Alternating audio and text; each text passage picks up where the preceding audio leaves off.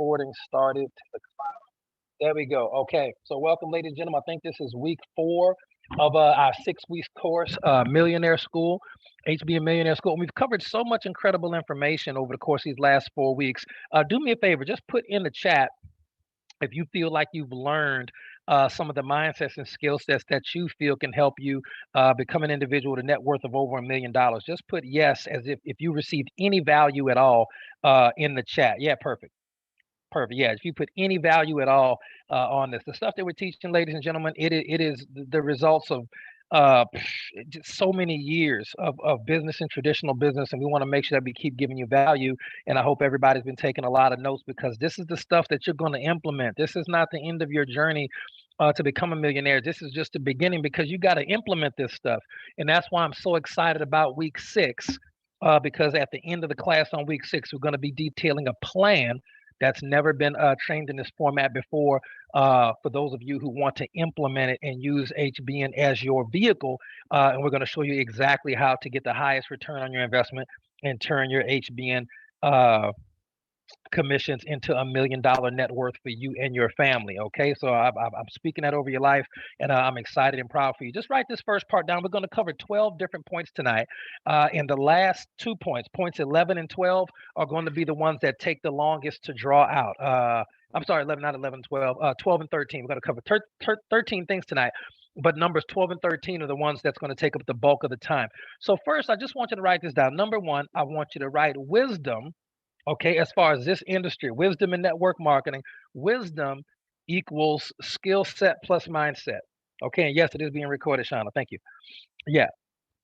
So even though you can't see the chat, okay, that's just a new safety feature we added. We can see it, moderate it, and so on and so forth. So go ahead and put that in there. Yeah, wisdom equals skill set and mindset. All right. And again, if you have any questions, go ahead and post those in the chat as well. No worries. All right. Wisdom equals skill set and mindset. Now, the second thing I want you to write down, or just take a mental note of it because this is being recording, is that it's not enough to have wisdom in reference to network marketing. It's not enough to have acquired the skills and the mindset. Yeah, no, cool. I know. Yeah, I get it. It's totally different. We're gonna spice it up and jazz it up a little bit later, with the pictures and everything, but for and the different galleries. But for right now, given certain circumstances and things, yeah, we gonna keep the party going as is. Okay. Now, skill sets and mindset is not enough. All right. Not enough. Now, I know that you have to add action to the skill sets and the mindsets, but I want to give you one more component that we mentioned in passing, but I don't think a lot of people caught it. Okay. So, success in network marketing, just based on what we're talking about, is going to come down to not just wisdom. Okay. Not just the skill set and the mindset. And that's knowing what to do and knowing how to do it. All right. It doesn't just come down to the competency level. It's got to have some action in there. Okay. We got to have action. All right. But this is the thing that's going to make it go faster for you, a tool set. Okay. So everybody knows skill set, mindset. You got to take massive action, take massive action, take massive action. But one of the things that can help it go faster for you, okay, especially if you want to get to that net worth of over $1 million, is going to be a tool set. Well, what is a tool set? A tool set is going to be a certain set of tools that you use to make the job better. It's one thing if you know how to build a house and you have the raw materials and you start taking action, but it's a lot easier to build a house if you got a hammer, a saw, and a couple of nails. You can have all the wood in the world, but it's going to be harder to build a house without a hammer, a saw, nails, and so on and so forth. You need your tool set. Now, network marketing, the tool set, okay, you can have the blueprints, right? But you can have the blueprints, but you got to have the tool set if you want it to go faster. In the network marketing, the tool set is going to be videos. Everybody should have on YouTube a video library, a playlist basically of all the HBM videos that you use that resonate with you. And if there's an HBM video that you want and they don't have it, you should make it. Okay, it should also be motivate. You know, I have 100 motivational videos in a YouTube playlist that I have called 100 Days of Motivation. I have 100 videos in a row every single day of motivation, short, very short, motivational and personal development videos. Okay, same. I have an HBN toolkit. I have a product playlist. Right. Mary said she has a network marketing playlist. Yeah. I have a product playlist. I have a compensation plan, network HBN compensation plan playlist with my favorite 5, 6, or 7 HBN compensation plan videos.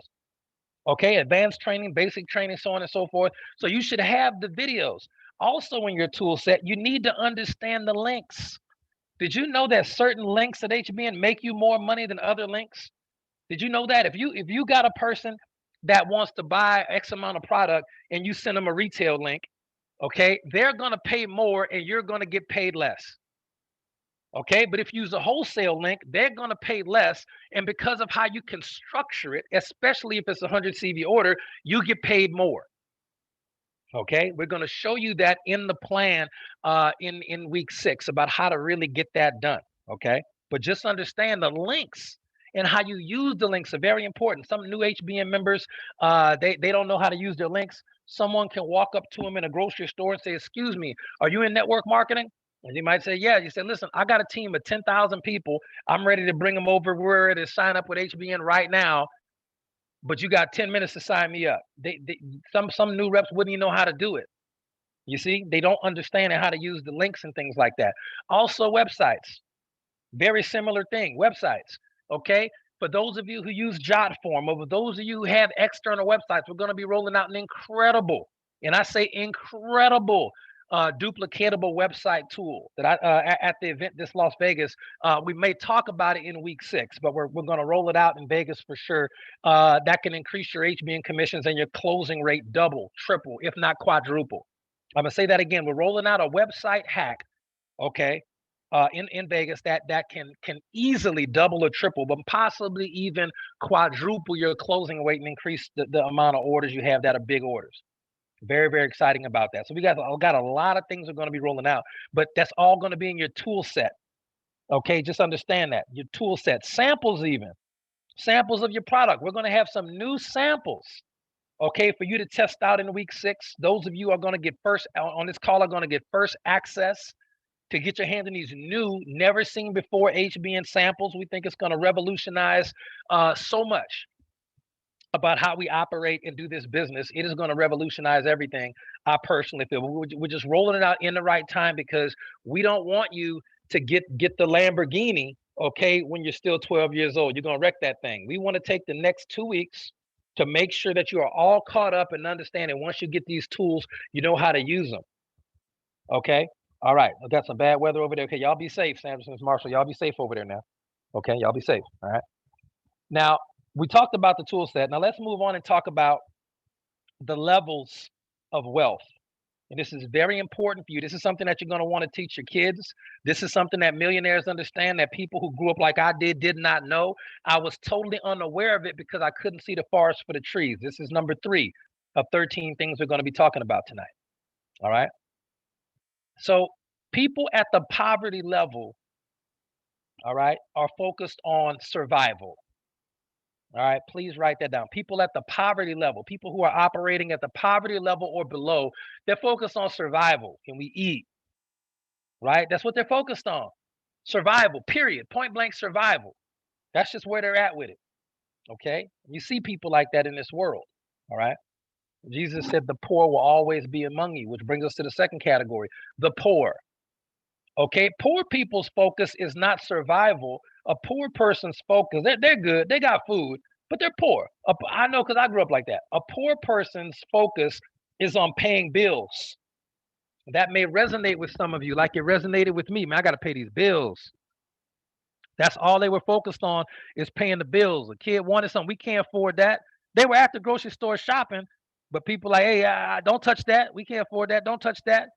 Mom, can you buy me this? No, that's our bill money. My mom used to have bill money. How many people grew up with that? Bill money. Parents had, look, I got to put them aside for my bill money. Okay, because then hey, y'all grew up poor like me. If you know that if you had a straight budget and your budget was 0 and your parents had a budget and you always had food to eat, it might not have been good, but you had a roof over your head and food to eat. You weren't at poverty level or below. You were poor. Been there, done that. Okay, now a lot of people graduated to middle class. And this is where a lot of people are today, because regardless of what the news tell you, this is the most prosperous time in the history of the world.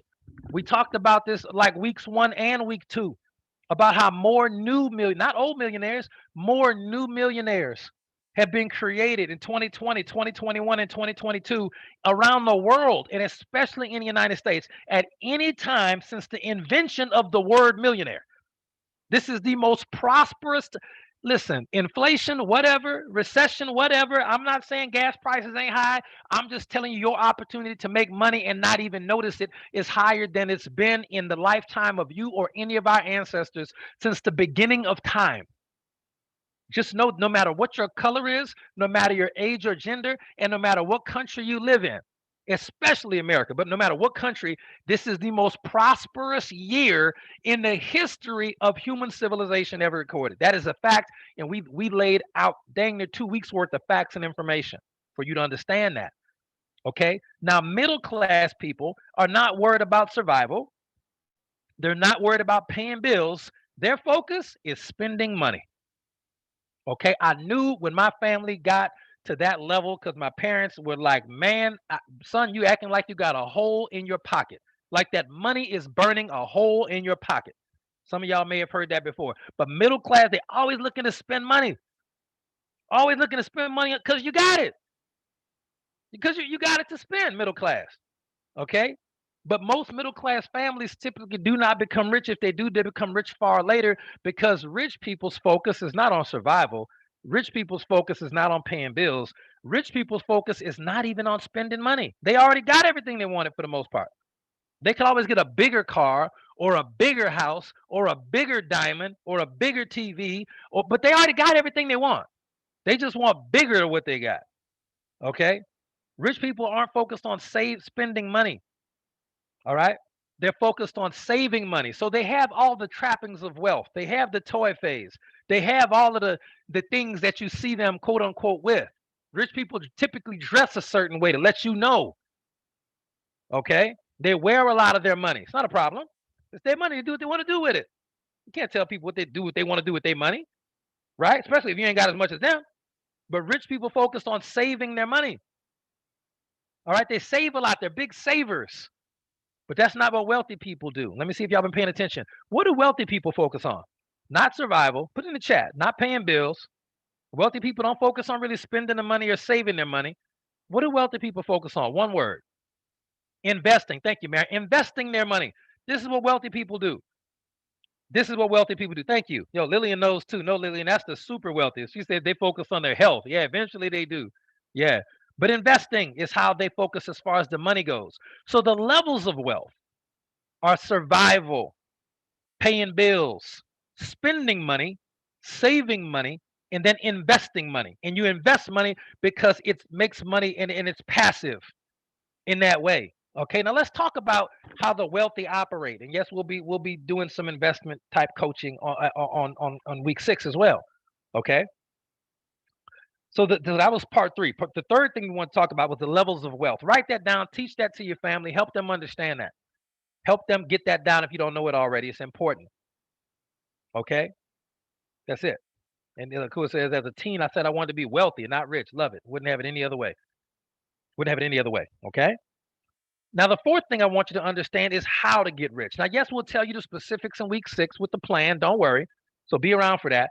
But to get rich, just in a nutshell, you have to take a little money and combine that with a lot of risk. If you're trying to get rich, you don't have a lot of money already. Okay? And let me just give you some examples of how to get rich. It's a little money, but it's a lot of risk. And risk is divvied up in terms of percentages. Okay, it's a millionaire call. I'm talking to y'all like y'all millionaires right now, educating you, talking to you as if you're already the millionaires that I know you are. Okay, so understand that. It's about taking a little bit of money and a lot of risk. Let me tell you how it happens. So everybody knows a couple of months back, late last year, I told everybody if you sell your Bitcoin. Okay, why? Because Bitcoin is at about $65,000 a coin, and now Bitcoin is at like 16,000. And after the FTX blow up, which we all knew would happen eventually, it is even lower than that now. And we don't know if cryptocurrency is ever going to be really come back strong.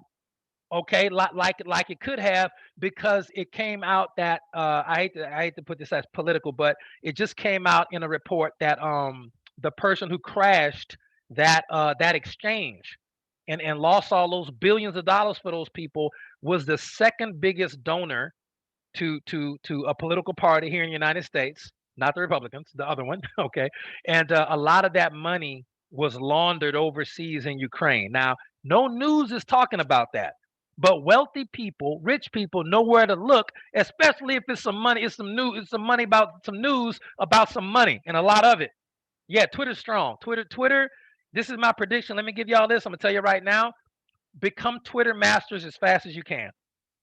Twitter is going to be the next Facebook, Instagram, and everything else. It sounds weird because TikTok is so big and Facebook and Instagram. Hear me out. If you want to be ahead of the game, master Twitter now. Develop a Twitter following now. Learn how to market and build your HBM business on Twitter now because everybody's going to be coming to Twitter, not True Social. Everybody's going to be going to Twitter. I'm telling you. You heard it here first. Just like I told y'all last year, you better sell that Bitcoin while it's 65,000 because it's about to plummet. And it did a little bit later than what I thought, but it crashed just like I said it would because I talk to people who make the decisions involving money and stuff like that. And you will too. You just got to get enough money to be in those circles. Okay? Just understand that. So in order to get rich, you have to take a little bit of money and a lot of risk. Like for example, statistically speaking, only 3% of people in network marketing make six figures a year or more. Only 3%. So that's just according to statistics. All right, just statistics. That's just me being honest with you. Statistics. But guess what? I knew that I could be one of those 3%. All right, and a lot of people on this call are too. It's a big call. A lot of people in here tonight. Okay, more people than the first week. All right. So I knew that I could do so 97% risk, but it only costs a little bit of money, right? My first HBM product was like 25 CV. I never spent no more of my own money ever after that. So my return on investment is over 9,000% of my little, then I got my 100 CV order. I'm sorry, my 100 CV order. My 100 CV over 9,000% return on investment. Never a dime out of my own pocket ever again, right? So it was a little bit of money, 100 some bucks, 25 bucks, 50 bucks, but a huge risk, 97%. You're not going to make the money you want to make. But I knew how to make the money because if only 3% of people make that type of money, I knew I just need to look at 100 people in network marketing and not do what 97 of them are doing. I just look at what everybody else does and I did the exact opposite. And I mean exact. That's how I taught myself. Okay, between me teaching myself like that, the school of hard knocks, and working with my mentors and coaches, I got it, and a lot of y'all have already gotten it, and the rest of y'all are on the way to getting it. Okay, so it was a little bit of money and a lot of risk. Okay, look at Bitcoin back in the day when the guy bought $200 worth of Bitcoin and made 50 million. It was a little bit of money, 200 some bucks. It's not a lot of money, but it was a huge amount of risk. Bitcoin, with nobody ever thought it would even be a thing. Now he had to wait 10 years for it to blow up, but guess what? It finally blew up and he got a lot of money because to get rich, it's a little bit of money, but a lot of risk. That's why POUR stands for passing over opportunities repeatedly. It's like the lottery. People do, like it or not, people do get, I have a system for scratch offs and I've won over a dozen scratch offs this year just because I have a system, just because it's fun for me. It's just fun. You got to be consistent, but it's fun. I haven't done it in a while. I'll probably bring it back, but it's just fun. I might teach that to you because it's fun. It's a little bit of money, but it's a lot of risk. You probably won't win, but you'll win 1 out of 10 times if you follow the system, but you'll win a lot more than you put in. Okay? Because it's like the Powerball though, which I also plan on winning. Not yet, not yet. Okay, but definitely plan on winning that. All right. I'm just telling me and MJ talk about that all the time. We're gonna win the Powerball. Y'all see? But it's a little bit of money. What is it? $2? $2? That's not a lot of money. But guess what? A lot of risk. You probably won't win. 99% chance, 99.99, you won't win. But boy, if you do, you see, it's a little money with a lot of risk. That's how you get rich. POUR stands for passing over opportunities repeatedly. Okay. If Jeff Bezos working out of his garage would have came to you 20 years ago and said, please invest, $200 in Amazon, you'd be like, absolutely not. Well, now you will because y'all are smart now. Y'all do personal development. Y'all are smart. But 20 years ago, when you had the opportunity to invest in it, you probably wouldn't have. I know I wouldn't have 20 some years ago. I wasn't smart enough. I didn't know Jeff Bezos selling books online. Ain't nobody buying no books. Y'all know that's how Amazon started. Books. selling books. Okay, so to get rich, it's a little bit of money and a lot of risk. It's like the Powerball or a parlay, right? Just understand that. Now, here's how you stay rich, though. You invert that. You stay rich. You take a lot of money with a little risk. Oh, okay. This is why actually the majority of my money now goes into my portfolio, be it real estate or be it stocks, mutual funds, ETFs, not EFTs. Okay, I make those, but no ETFs. That's different. It's a different thing. Okay, why? Because that money makes me money. Period. I get a little email, dividend check paid out. I get dividends, and what do? I put it right back in, act like I never got it. So you don't have to put in a lot of money to get rich. You just got to find the right risk. It's typically a lot more time, energy, and effort. Just a little bit of money, but a lot of effort with HBN. But once you get your first 50,000, 100,000, right? 25,000, let's start and put 1,000, 2,000 in some investments. And that may seem like a lot of money to you, but over time, especially because of compound interest, you'll understand how to stay rich. A lot of money. You put a lot of money in, but a little bit of risk. So before we move on to point 5, okay, let me know if you have any questions about that. We will be talking about specific investments as part of our $1 million plan in week 6. I'm excited to share all of that with you. Okay, but just understand that with HBN, I put in like $100, right? I had 25 CV, then I went and bought 100 CV. I got an 8,000% return on investment. That's huge. It's massive. Still going up, right? Timing was everything. Still going up. But with investments and portfolios in real estate, I put up a relatively lot of money, but I'm not even expecting an 8,000% return on investment. Nobody would do that. It's impossible. You're never gonna get that. That was some Bernie Madoff type stuff, right? But I get like a 10 or 11% return. So for every 100,000 you put in, okay, if you put in 100,000, you're gonna be getting at least 10,000 back, and then that's 110,000. And then the next time you're going to get, 10,100, and you let it compound over time, 5, 10, 15, 20 years. So your goal, one of my mentors, I spoke to him a couple of weeks ago. He lives in Sacramento, California, and he got involved in network marketing, and he made $2.2 million. Okay, after taxes, $2.2 million. And this is what he did. He took the 0.2 to 200,000. He bought $200,000 cars. He got a Lamborghini and a Rolls Royce. Parked them right outside of what? Outside the $1 million house he got. So he got he paid his taxes. He got or wrote them off. He had a $1 million house. He had 2 dream cars, a Rolls Royce and a Lamborghini. Okay, Rolls Royce and a Lamborghini. And then the other $1 million he had, he put that in investments. Gets about 10, 11% off that, so he still gets paid over $100,000 a year just off the interest from that. His dividend payments, basically. Okay, so and then he retired. He has never done network marketing again. He made $2.2 million. He bought 2 cars, a house, paid everything off, $1.2 million on his dream house and 2 dream cars, and he put the rest in his investments and whatnot. And he gets paid over $100,000 a year doing absolutely zero. I said, man, what you been up to these days? He said, eating ice cream, playing with my son. But it's how much discipline it took to put $1 million in investments, and then say, mutual funds, I think that are very safe, very, very safe mutual funds, diversified, low risk portfolio. It take a lot of money with a little bit of risk to stay rich. So he'll stay rich now. And that was a couple of years ago. So that money done flipped several times over. He's probably up to $250,000 a year. Okay. So just understand that if you remember nothing else from this call, remember the levels of wealth. And then remember, as far as getting rich, you got to take a little bit of money and a lot of risk. It only takes a little bit of money, but then to stay rich, it takes a lot of money with a little bit of risk. Okay, that's why I love land. All right, I love investments. Investing. It turned me on. I get excited about it. Man, what you do? I'm putting some money in my investment account right now, just getting excited. And I want you to get excited. I want you to learn how to do it and get excited about it. All right, get excited about it. The 5th thing. It's just a core tenet about network marketing. 5th thing. All right, it's MLM specific. Consistent effort will never yield consistent results, but it will always yield to success. Okay? Consistent effort will never yield consistent results, but will always lead to success. I'm going to say it one more time. Consistent efforts will never yield consistent results, but will always lead to success. In network marketing, if you talk to 100 people, you can't necessarily predict 10 are going to join. And if you could, you can't predict what 10. Now, if you go to the gym and you put in consistent efforts, if I run a mile a day 3 times a week, I can expect to improve my mile time, leg tone, definition, whatever, right? Things of that nature. And I mean actually going to the gym. I don't mean like talking like you're going to the gym, like Joe Davis be talking about, and don't actually go. I mean actually going to the gym. It's okay. Y'all can laugh in the chat. It's okay. He be roasting me on them calls. I got to get him back sometime. That's my dog. I got to get him back sometime.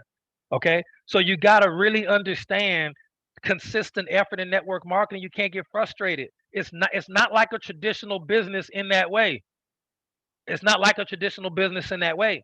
Okay. In a traditional business, if you work you work 8 hours, you get paid for 8 hours. It's very predictable. 40 hours a week. I know what my salary is going to be, blah, blah, blah. Network marketing, not like that. You got to put consistent effort in, but you're not going to get consistent. I talked to 3 people today. I signed up 1. I talked to 6 people. I'm going to sign up 2. I talked to 12 people. I'm going to sign up 4. It don't work that way. Okay. Oh, thank you, moderator Mel in the chat, dropping them gems. Thank you for that. Okay. Please understand that consistent effort will never yield consistent results. Will always lead to success. So don't get frustrated. And we talked about that yesterday. How to increase your network marketing commissions 500% according to biblical and scientific and mathematical principles. How? How to increase your network marketing commissions by 500%? Be patient. Just like thank you, Akua. Just like growing a garden. Be patient. You can learn a lot from that because money don't grow on trees. It do grow on trees. Money made out of paper. And trees actually draw their minerals and nutrients from the soil of the earth and the ground. But that's where you find silver and copper and bronze and everything else at. So technically, money of all types, okay, grow on trees. And what do trees have to do to get strong? It takes time. You got to be patient. And patience will ruin your business. Okay. Number 6, a related principle. It's one of my favorite principles. Okay. One of my favorite principles. Everyone has a number, ladies and gentlemen. Number 6, everyone has a number. If you want to be a millionaire network marketing, you got to understand that consistent effort will never yield consistent results, but will always lead to success. So be consistent, be competent, be consistent, be committed. Okay. But number six is everyone has a number. And you can write this down as a formula. Mel, please put this in the chat for me. Number of exposures equal reasons fulfilled, goals achieved. Okay, I'll say that again. Number of exposures equal reasons fulfilled and goals achieved. Okay, capital N equals RG, like energy. Okay, capital N equals RG. It's a formula. It's unbreakable. It never goes away. Let me explain it.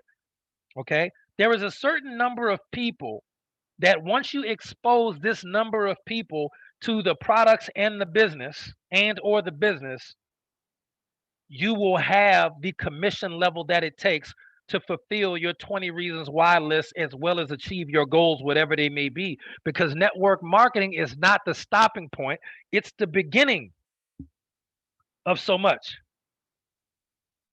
Okay, for example, if your dream, one of your goals was you wanted to be a Juilliard trained pianist. That's all you wanted to do but you couldn't afford to go to Juilliard and you're older now, but that was your dream. I want to go to the Juilliard School of Music and I want to be a pianist. Okay? Well, there's a certain number of exposures that once you go through that number, you'll have sponsored the number of people who built a team big enough and have enough product volume to give you the amount of money you needed. But me having a bunch of money doesn't mean I get to achieve my goal achieved. Okay. N equals RG, my goal, not my reason fulfilled, my goal. See, reasons fulfilled, why I want to do the business, goals achieved, what I want to get as a result of the business. They're different. But me making a bunch of money in network marketing, talking to all these people, that doesn't mean I'm gonna be a Juilliard trained pianist. Well, let's think about that. Okay, you make $1 million in network marketing. Do you still need a job? No. Go buy the best piano you can find. Good, got it. And get another one. Get a piano for every room in your house. You're rich now. It's cool. You got investments. You got money coming in from all over the place. Get you a couple of keyboards, and then get you a piano instructor. And you take daily lessons with that instructor. You pay the instructor $25 an hour, 4 hours a day. They happy to make $100 a day working with you. And you become great. It might take you 3 years, but you don't need a job. Oh, my kids, get a babysitter. I don't have time to clean my house. Get a housekeeper. You just focus on your piano. You're rich now. Okay? You're rich now. And you keep doing that. Then you put your application in the Juilliard and your demo tape. Don't worry about how old you are. That's okay. They can't do age discrimination in college. Can't do it. It's illegal. Okay, you put that in there. They got grown students go to college all the time. They deny you the first year. Get better. Send it back in the next year. They say, you know, we can take you, but we can't give you a scholarship. I'm sorry. You say, I'm rich. I don't need a scholarship. And then you go to Juilliard. Your dream is fulfilled 2 years later. So you do network marketing for 2 to 3 years, 4 years, 5 years, however long it takes. I don't care if you're 50, 60. I don't care. Get it over with. Then 2 years later, you in Juilliard piano. Goal achieved. There it is. Goal achieved. Okay. Will, I want to play professional baseball. Fine. But I can't do it. What you mean you can't do it? Michael Jordan was too old and he wasn't good at baseball. He hadn't played baseball since he was a boy. But guess what he was? Rich. They said, Michael Jordan, you can play under one condition, because Michael got money. Michael bought the Barons a bus. He bought the whole team. He helped the team with salary, got these boys paid. He paid for the team uniforms. He paid for everything. And guess what he got to do? Fulfill his dream that his father never got to see him do, was play professional baseball for the Barons. I remember it. So it wasn't MLB Yankees level. He could have got there if he wanted to. This is Michael Jordan. He could eventually got there, but thank God he decided to go back and play basketball. We love that. But my point is, he played baseball at a level that he was comfortable with. Okay. So money isn't everything, but it does give you a lot of options. And it actually, here's the thing, you're going to spend your time getting money when you're here at HBN. But when you get that money, you're going to be able to buy back your time. That's a bonus tip for y'all. So we're still on number 6, talking about everybody has a number. You don't know what your number is. You need to, listen, nobody, that's the catch. Nobody knows what their number is. Bill Britt's number was 1,200. My number, I've already talked to over 1,000 people at HBN. Over 1,000 people. And only about 300 told me yes. And out of the 300, only 150 actually did something. Bought a product one time. And out of that, only 50 of them became executives ever. Out of the 50 people I sponsored who became executives ever, only 25 of them consistently became executives. And out of that 25, only 12 of them really, 12 to 14 of them really even trying. And out of that, 6 went platinum or above and still rocking. You see, but I have to talk to 1,000 people, and I'm still not at the level I want to be. I'm not at my number yet. I got stuff on my list I haven't even achieved yet. I got to keep going. I'm not done. But there is a number for me, and there's a number for you. Now, Bill Britt number was 1,200. So that is a good starting point for most people, and I keep meticulous track of my information. I exposed the business to 6 people today. Okay? I exposed the business to 6 people today. Didn't get not one yes from the 6. That's just me just telling you how the numbers go. It's not consistent. I don't expect it to be. But last week, one day I exposed the business to 2 people, and both of them signed up. It's not consistent, right? But I just got to keep going, and so do you. All right? So just know that. We're talking about a number. Now, number 7, there are 3 ways. I got to give a shout out to Joe Davis for turning me on to this concept. I use it all the time now. Okay? There are 3 ways to build your network marketing business. You can build it fast, you can build it cheap, and you can build it good. When I say good, I mean solid, like it won't fall apart. You can build it for the long term, right? So solid. You can build your business fast, you can build your business cheap, or you can build it solid. I'm gonna give y'all some real stories about this. Now, because this is a good business, but it's not a perfect business. There's no such thing as a perfect business, because businesses are comprised of people, and no people are perfect, except for Christ. Okay? And depending on the day of the week, my mama. Some days my mama's just a perfect woman. I don't care what my daddy said. Okay? So just understand that you can build your business fast, you can build it cheap, or you can build it solid. But you can only pick 2 out of 3, because this is not a perfect business. So somebody says, Will, I want to build my business fast and I want to build it cheap. 25 CV across the board. Everybody 25 CV. Sound good to me. It's not going to be solid. It's not going to last long. It's just not going to be solid like you think. I wish it's possible, but not likely. All right, Will, in that case, then I want to build my business fast, and I want to build it solid. Okay, well, it's not going to be cheap. Let's get them VP packs going. Let's get them 100 CV auto ships going. If they got a promotion, you better get in it. If they got a Black Friday promotion, Cyber Monday, you better buy it. If they got an event in Vegas, you better get them tickets and get them Airbnbs and get them hotels. It's not going to be cheap if you want it fast and you want it solid. Oh, it sucks. I want it cheap and I want it solid. Okay, you can do that too. But it's not going to be fast. You're going to take a long time. Okay? That's fine. You can build it. So, Will, can I build a 6-figure, 7-figure HBN business with 25 CV? Yes, that's cheap and it's solid. but it's not going to be fast. It's going to take a long time, years and years and years. But one day you'll get it. One day you'll get it. One day you'll get it. Okay. The only combination you don't really want to see is fast and cheap. And people have done that. Come in just out the woodwork. Everybody platinum. We had a team come in one time. Everybody was going platinum so fast. I ain't never seen this many platinums at HBN in my life. But not only was everybody doing 25 CV, they was actually paying people to join. You join my business $25. I'll send you $25 on Cash App. That I didn't know that they was doing that first. I could have told them that ain't solid. And the second I found out, I said it. That is not gonna work. That's not you not. And guess what? They're not here to do it. Some of them still here, but the leadership of that team is not here today. Oh yeah, no, tons of that. Yeah, no, tons of capping. This is the industry full of that. Strong Captain America energy. Very, very bad. Okay, so fast, cheap, and solid. You can tell your teams that. As you go on to the $1 million level and you become a millionaire with $1 million net worth and more, I want you to understand you can build it fast, you can build it cheaper, you can build it solid. I politely recommend fast and solid. I truly do. Do not negotiate the price of success.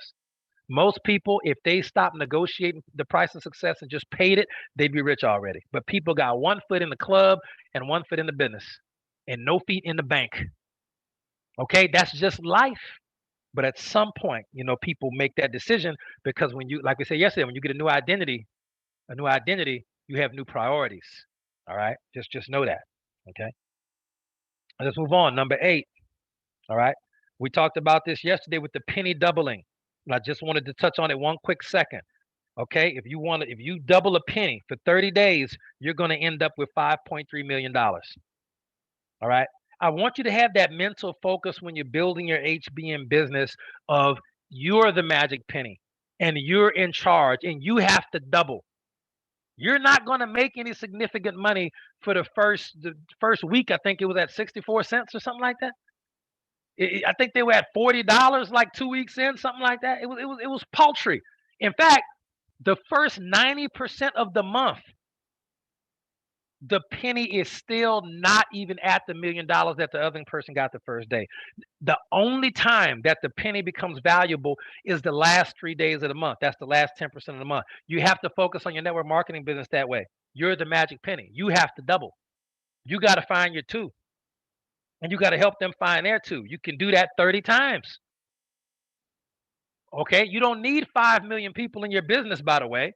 You don't need 5 million. So you don't have to do it 30 times. You could probably do it about 10 or 15 and you'll be set for life. But you have to mentally keep it simple. Okay, let me give you a bonus tip before we move on to number 9, a bonus tip. Okay, I was talking to, this is years ago, a friend of mine who is one of at his company, he was the first $1 million earner in Germany. All right. Now, here's the thing. I didn't say $1 million with the company. I mean $1 million a month. He was the first person in Germany in his company to make $1 million a month. All right. Tremendous. Absolutely tremendous achievement. Okay. And he said the reason why, I said, why? And if you look at the network marketing top earners list, in fact, give me a sec. Let me see if I can find this list. Just one of them from a couple of years back. And I tell you all the time, this is the richest, time in the history of the world. But people who aren't students of the game, who don't study to show thyself approved, don't know that, don't keep up with these things. And not all of these stories are accurate, they're verified, but the stories of how some of these people became $1 million a month earners, okay, is kind of questionable. So all I can do is tell you about the real. Okay, so Amara and Paulo, they're a married couple. They're making $1.2 million a month. And then over here, we have Jenna, and Jenna is at $1 million a month as well. She's at $1 million a month. And Amira and Paulo are at, they're not American, but they're at $1.2 million a month. Now, here's the story behind the story. Amira and Paulo built that out the mud, and they built it. Jenna, this is no disrespect to her. I'm okay. I mean, people do what they want to do with their life. She married the owner of the company.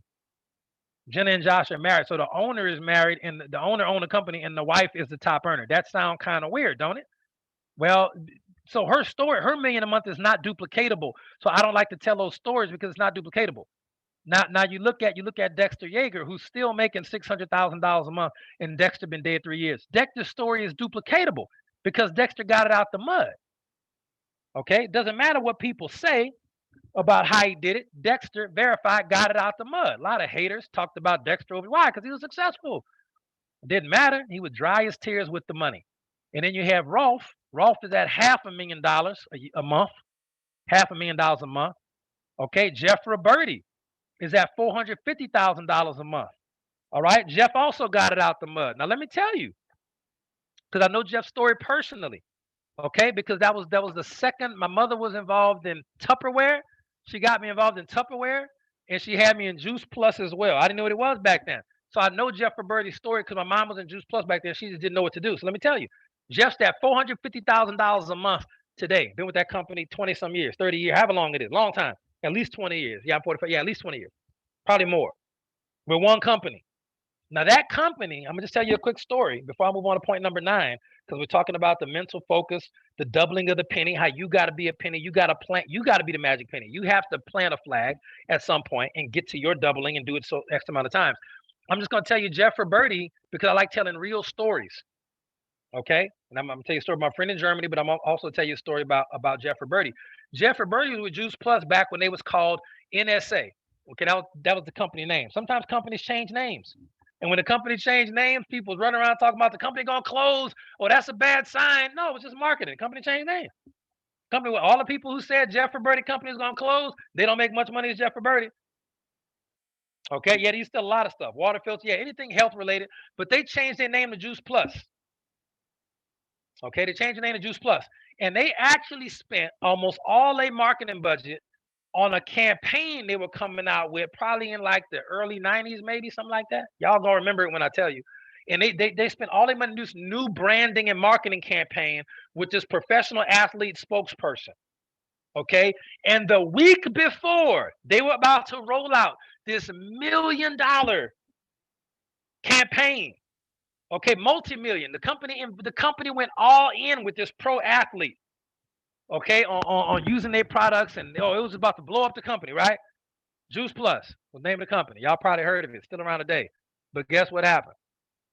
The athlete name was OJ Simpson. Yeah, and that was the week before he allegedly murdered them people. Do you know how that company literally almost crumbled and every quote unquote leader quit? They was blaming playing the blame game, everybody running, but the owner said that wasn't our fault. We are doing a good thing. We are going to stick around. And Jeffrey abandoned ship. People talk about HBN like that sometimes. No, they wasn't suing OJ. They wasn't getting no money from that. OJ had bigger fish to fry. He wouldn't have no money for them. You can't, you know, what I mean, that's alleged murder. They'd have to prove that he did it to sue him, but they didn't. So it wouldn't have worked. It was even a waste of money. They had bigger fish to fry. Jeff Roberti said, "I'm gonna stick this out. I'm gonna be here. We're gonna make it through this," and they did. And they did. And Jeff Roberti makes $450,000 a month for the last 20 to 30 years straight, however long it was when that happened.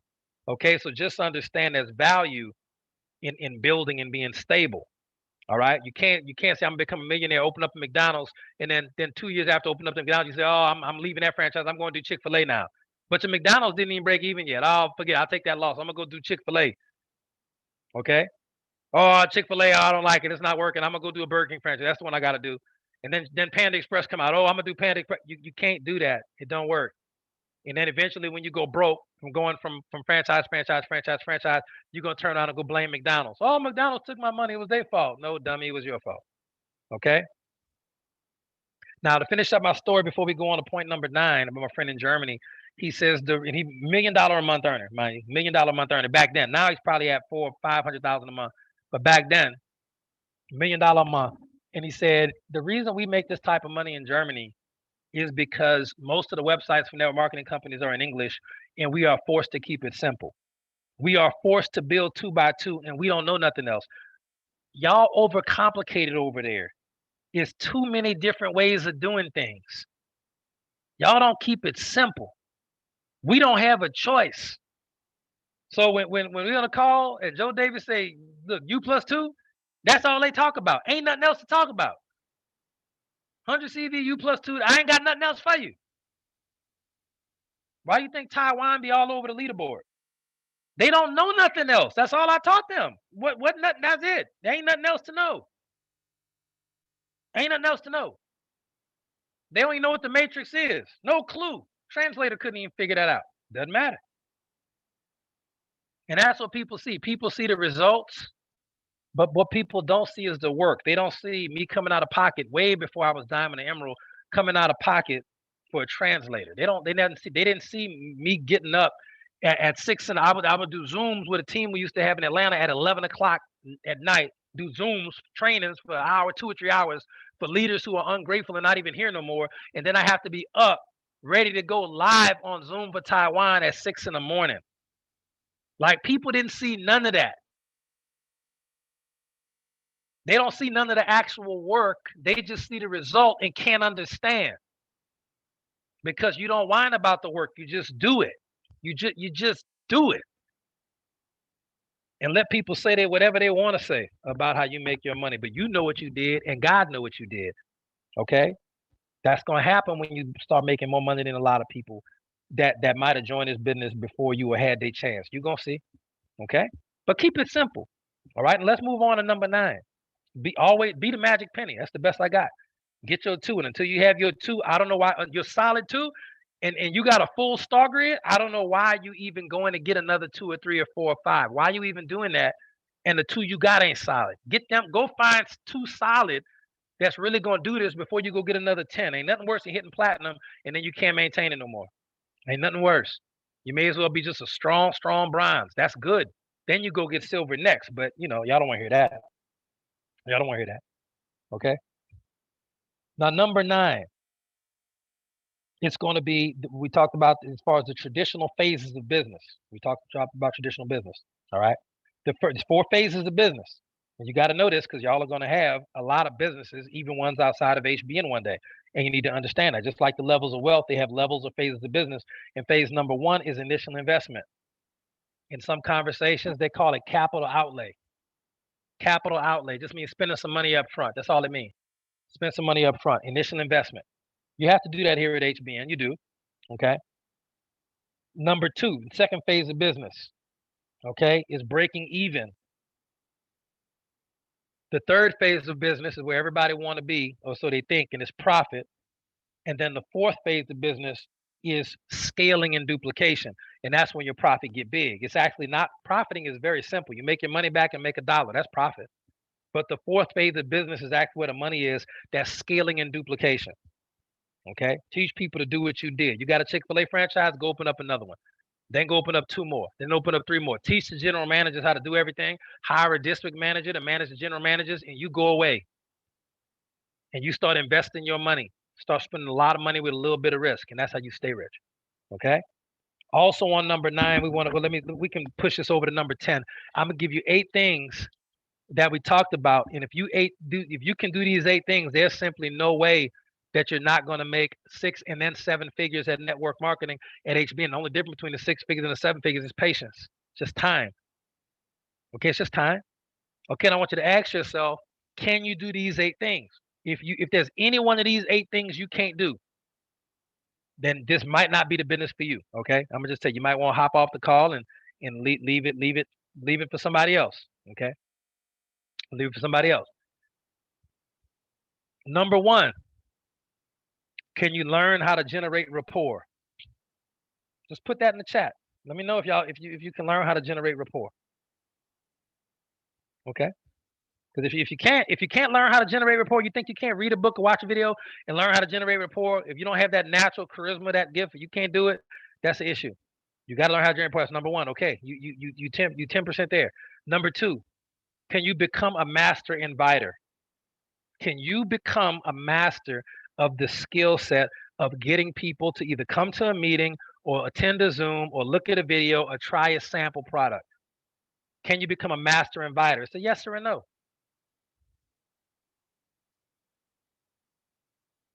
Okay. That's it. Oh yeah, okay. Now, if you can't do either one of those things, you're not going to make the money here. And yes, you can learn how to generate. Yeah, rapport is a skill. Yeah. Can you learn how to generate rapport? Can you become good at that? Number two, can you become a master inviter? Number three, can you learn how to present the HBN products and opportunity? Okay, you don't have to be a super expert. You just need to know more than the next person. Okay, it's a simple yes or no question. So one, can you become a master inviter? I didn't say you got to be you got to be a master inviter. And number three, okay, can you learn? Can you learn or become proficient, or at least competent at presenting the HBM products and or opportunities? So yes or no. Can you do that? That's number three. Can you do that? You might not be there yet, but can you? I'm telling you exactly what you got to do to make the money. Exactly what you got to do to make the money. Okay. Number four, can you become a master closer? And that's just asking people to make a decision. I told y'all yesterday, the formula for closing, or the attitude for closing, is that if I don't close you, if I don't get you to say yes to the HBM products and or opportunity, you lose. And I don't want you to lose. That's my posture. Your health is not going to be as good. You're not going to have as much fun if you're not on our team traveling with us. So your health is not going to be as good because you need these products. You're not going to have as much fun in your life. You're not going to be as personally developed. So you'll be smarter just for joining HBN, because you're going to learn so many things about life and business and everything else and personal development. Okay, it just makes sense. But if I can't get you to make a good informed decision, and you can't make an informed decision unless you at least try it out, then you're informed. If not, you don't have the information. You never tried the product. Okay. So number four, can you become a master closer? Number three was, can you become a competent or proficient presenter? Okay, halfway there. Number five. Okay, number five. Can you place an order of 100 CV minimum per month? Okay, that's number five. So we talked about the four core right there. All right. Can you place an order of at least 100 CV per month? Because you're not going to make the big money without that. All right. So $100 a month plus tax and shipping, that's not going to break the bank. Okay, good. You can go sell hammers at the flea market and make that. You can go to Dollar General, buy all the hammers, go to a flea market, sell them for $6 a piece. It's going to be a deal. $5, two for 10, right? You'll make enough money just selling hammers at the flea market. You can start an Amazon store and sell stuff you ain't even bought yet.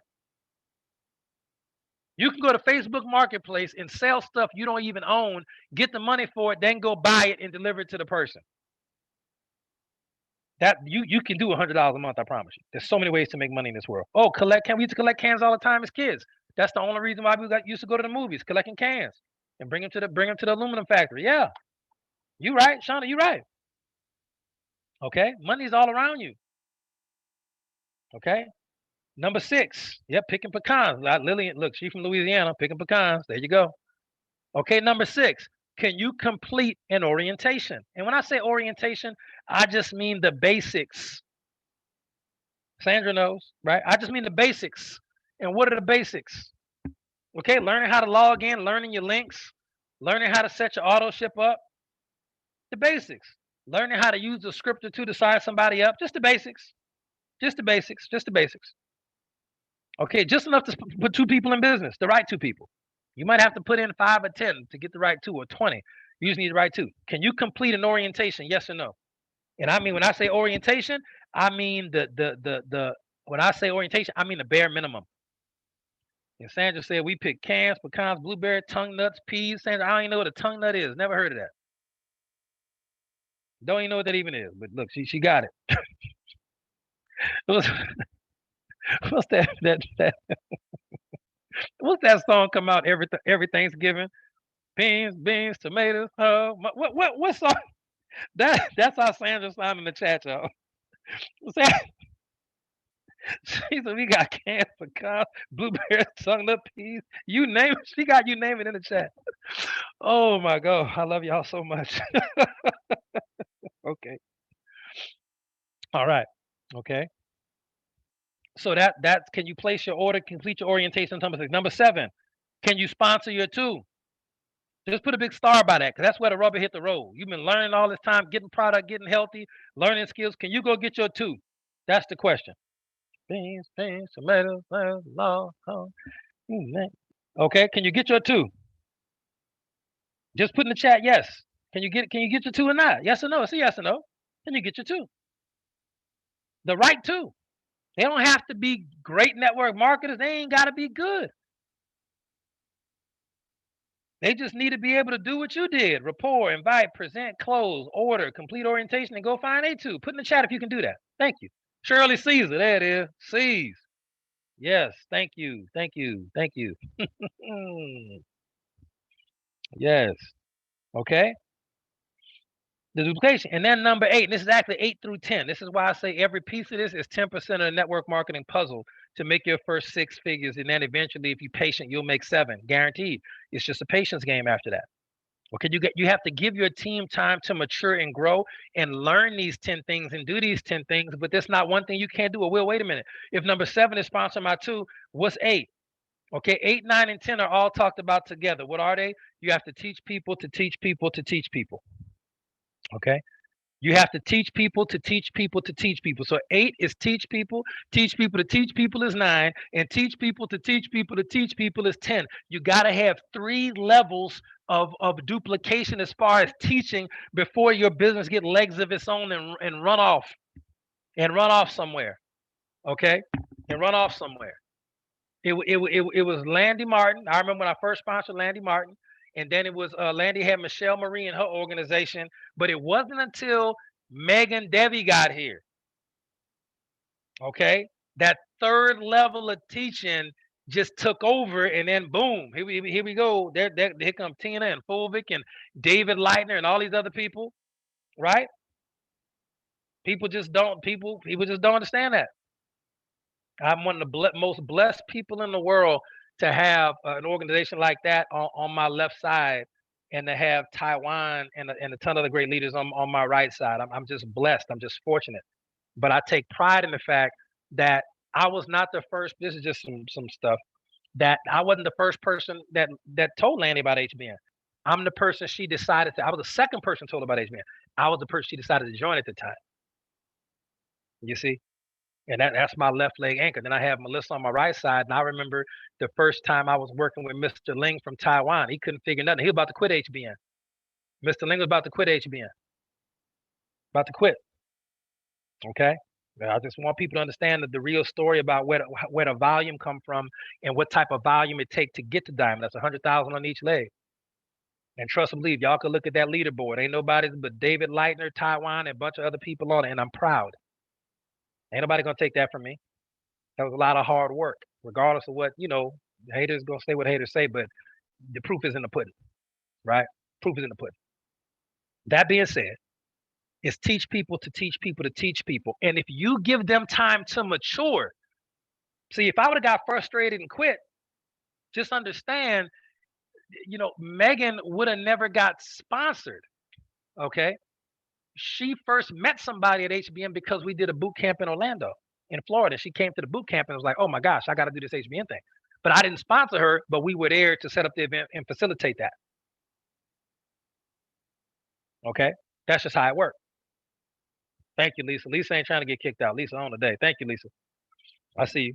Okay. So please understand, you have to give your group time to mature, because it took over 1.5 years before that leg really blew up, and took time to go 3 levels deeper, teach people to teach people to teach people.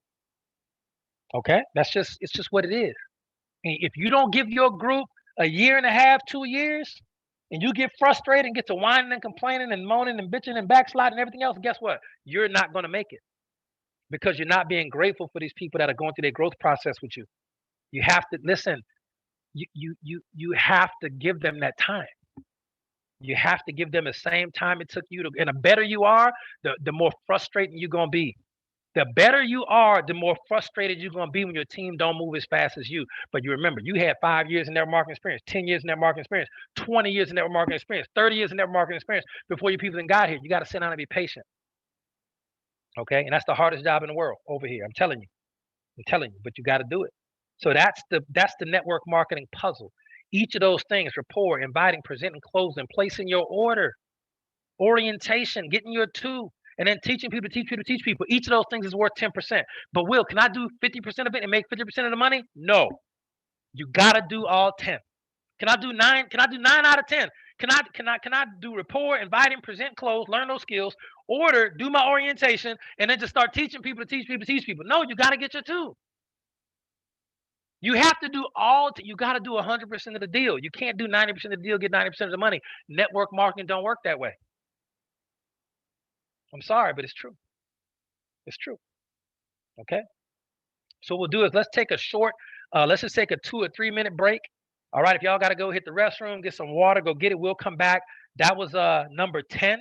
And so all we have left is actually, yeah, it's actually just 12. I thought it was 13. It's just 12 things. Okay. So just know before I let y'all go, we'll take a short 2 minute break.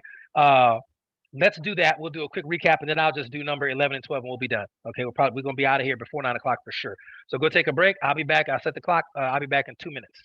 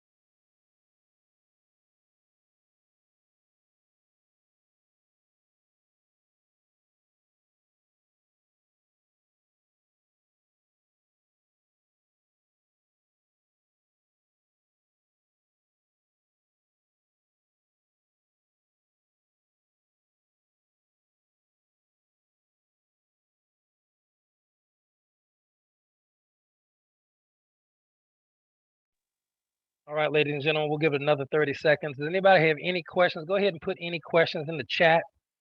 If you have any questions at all, put the question in the chat before we knock out the last two parts. Super busy day today. All right, good deal. All right, thank you, Ms. Frank. Glad you're enjoying it. Good deal. And for this next part, Melissa, because I'm gonna just fly through it. I'm gonna turn over the chat duties to you. I need to focus on these notes and get these great folks out of here a little bit early this evening. I don't think it's gonna take us an hour to cover these next two pieces. One of the things y'all know already, some of you, the other one you do not. So don't worry if you put stuff in the chat. Yeah, there we go. Okay. So nobody needs. All right, so everybody good. Okay, cool. Okay, let's go ahead and get this. I hope y'all learning something. I hope y'all getting some value from this. It'll mean a lot to me. I want to see y'all. Because she got time. All right, so we'll cover these in order. Let's start with number 11, and while we get another 10, 20 seconds for people to come back, just know that over the course of the last 3 weeks, not 4, we've covered motivation, we've covered focus, we've covered confidence, we've covered everything there is to know about being a millionaire, from the definitions of millionaire, levels of millionaire, the history, even the original spelling of the word millionaire. The original spelling had 2 N's. We've discussed so much affirmations, prayers, so much that we've discussed tactics and building strategies and everything at all. Okay. Yeah, and I agree, Coach. Everybody should, at a minimum, should easily become 6-figure annual earners. I agree. Now, here's one of our favorite things to talk about, and then we're going to go into the success formula that never fails. And we're going to finish with that because that is my favorite thing to teach. So number 12 is going to be the success formula that never fails. Some of you have never heard me train on this before. Some of you have, but it is a success formula that will make you money in every single business venture you ever want to be at, and every line of work and every career you ever want to be at, it is literally a license to print money if you understand the financial success formula that never fails. Okay, it has never ever failed one time in history, and we'll save that for number 12. Now, number 11, however, is fun for me, and we're talking about the ages of wealth as far as where wealth came from. Okay, where wealth came from in the world. And the first place that we saw wealth was typically in our hunter-gatherer societies, long thousands of years ago. The hunter-gatherer societies. And this is just, there's some other stuff going on in there, but this is just the list that I use. And I'm telling you this for a reason. The people who were the most successful were the biggest, strongest people because they could hunt, they had the best genetics, and because they could walk for long distances, they could gather up, be it fruit or berries or crops, and bring them back to a central location.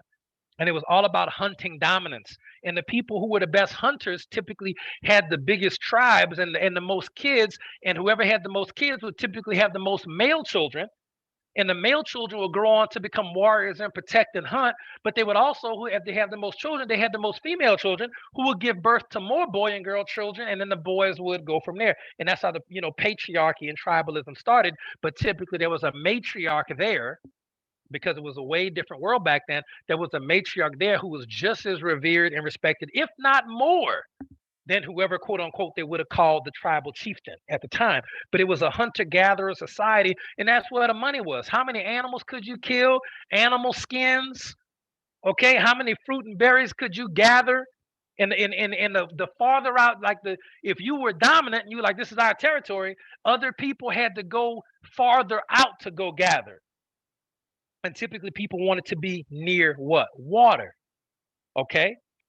And that led to, okay, and of course, prior to hunting and gathering, and right around that same time, people discovered what? The Stone Age. They started using tools, and then the Bronze Age, and then the Iron Age. Right, people, these are all things that are happening, but there are certain amounts of wealth, okay, that happen during these time periods. But the age I want to go to next is the agricultural age. When people started growing, like, wait a minute, we don't have to go hunt and kill animals because we're going to run out of them one day. All right. But we can grow stuff with these fruits we've been eating all this time. You mean to tell me these fruits got seeds and we can plant these things using these little stone tools? Oh, this is incredible. It's incredible. And then agriculture started. Oh, Mesopotamia was going down. It was incredible. It's incredible. Okay. All of that just took place on the wonderful continent of Africa. I was talking about that. Yeah, the continent, the mother continent. Okay.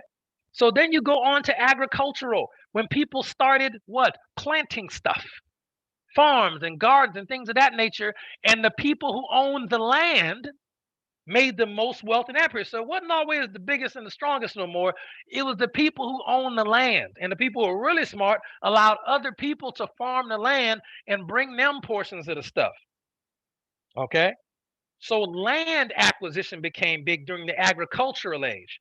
And the real commodity was people to work the land. But so that was where the money was at. Okay. And yet typically you wanted to be around where the water was because then your crops didn't depend on the rain.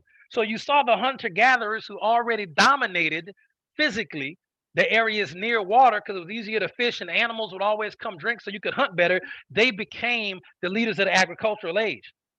Okay, but then when you saw the Bronze Age and the Stone Age and the Iron Age start happening, weapons got involved, and then that just because that dude was 6'6" and 280 pounds didn't mean a whole lot.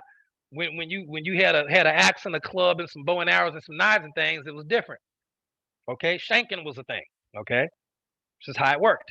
And then you had, of course, Richard, you had irrigation during the agricultural age. Yes, irrigation, gravity drainage, and all these types of things, right? But then you move on a long time later to the industrial age. Well, instead of people trying to farm, now you could get a tractor or different types of industrial things that led from, you got the cow with the plow, but then you kind of got that thing motorized, the steam engine, things of that nature. And the people who made all the money were no longer the farmers, but it was people who owned the machines, the captains of industry, they called them. Okay. And from industry and making these machines, then you saw a transition into the next age of wealth, which was distribution.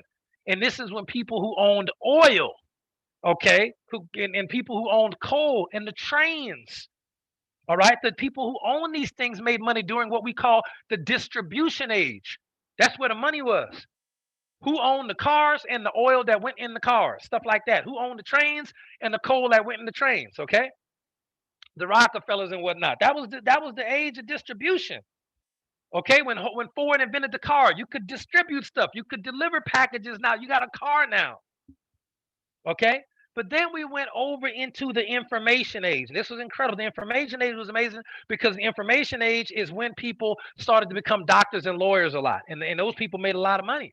Doctors and lawyers because they went to school to learn. It was the information age. So everybody had a car at that point. Everybody, mama had a car dealership at that point. So people who were still trying to make money in the distribution age, when it became the information age, wasn't making a lot of money. So here's the point: you're gonna each age of wealth, okay, makes more and more money. People in the industrial age made way more money than people in the agricultural age. People in an information age made more money than distribute. Information age was so important. People was going to door selling encyclopedias. That was a full-time job for people. The information that we just got to get you information. Newspapers, articles, everything got TV anchors was making money. Rupert Murdoch and information. Okay. And each age makes more wealth than the previous age. But you got to make money in your era. You see, if Andrew Carnegie with the steel trust during the industrial age tried to do the same thing today, it wouldn't work the same. He wouldn't make near as much money trying to run the same play. You can't do it. If Elon Musk would have ran his Tesla play during the hunter-gatherer age, he would have made no money and he would have got killed. He wouldn't have lasted 3 weeks. You have to get rich in the era that you exist. The opportunity is all around you. Do you understand? So we went from the information age and then into the what? The technology age. Oh my gosh, the tech age. And this is when online really became a thing. Okay, online changed everything. But then again, you think about it, everything changes everything. The first wheel turn that changed everything. The discovery of fire changed everything.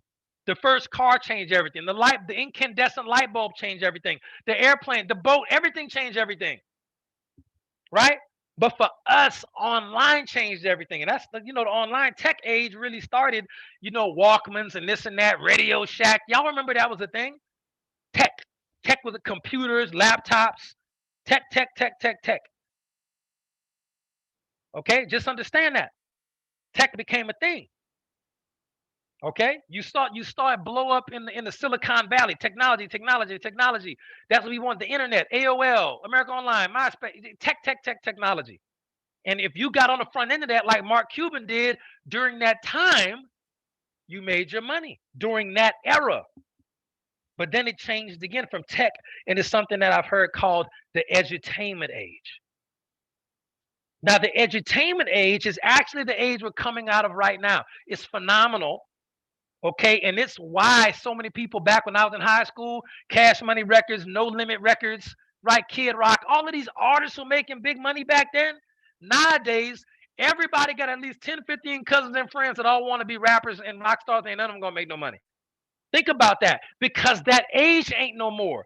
You gotta literally sell your soul to making the music these days. It didn't always used to be that way. It didn't always used to be that way. It's different now. The edutainment, it's ending. You're watching it fall apart. These kids don't even want to go to Hollywood no more. They don't want that. They're getting so smart now. They know what the industry does to people. They're like, I don't want no part of that. But back when I was growing up, if somebody would have got a record deal, they would have lost their mind. Ooh, you got a record deal.